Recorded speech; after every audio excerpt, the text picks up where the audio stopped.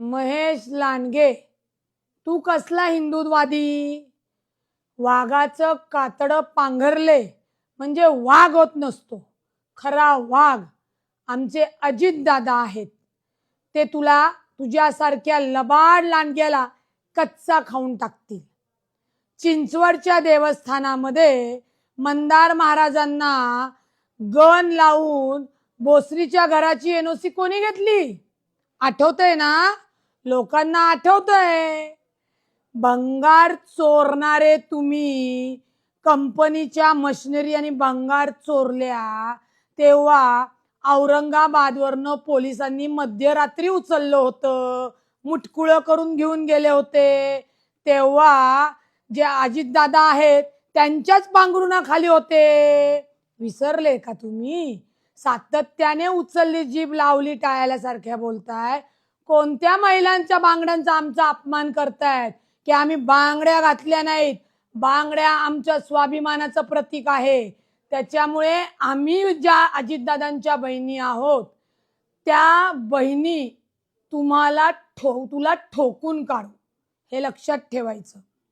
आणि अजितदादांवर बोलताना तोंड सांभाळून बोलायचं. तुझा वस्ताद तुझा बाप नक्की असेल, परंतु राजकारणाचा लंगोट अजितदादांनी तुला घालायला शिकवला.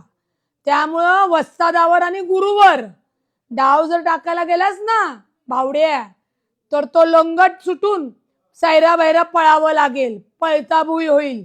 त्याच्यामुळे अजितदादांवर बोलताना, टीका करताना आपल्या खालचा अंधार बघून बोललं पाहिजे, याचं भान ठेवलं पाहिजे. 70 लाखाचं काम 7 कोटी दाखवून जे महानगरपालिकेचे सगळे पैसे लुबाडले आणि म्हणून भाजपच्या पांघरुणाखाली हे सगळं झाकलं जाते.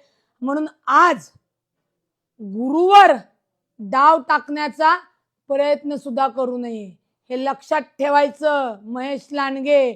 नाहीतर आम्ही सुद्धा घरात घुसून ठोकून बोलू.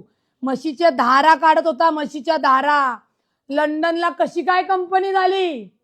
कुठनं झाली? धारा काढून झाली. सगळं निघेल, सगळं. तोंड सांभाळून बोलायचं माननीय अजितदादांवर. नाहीतर याद राखायचं, याच बांगड्या घालणाऱ्या महिला अशी काय चपराक देतील की नुसती पळता भुई होईल.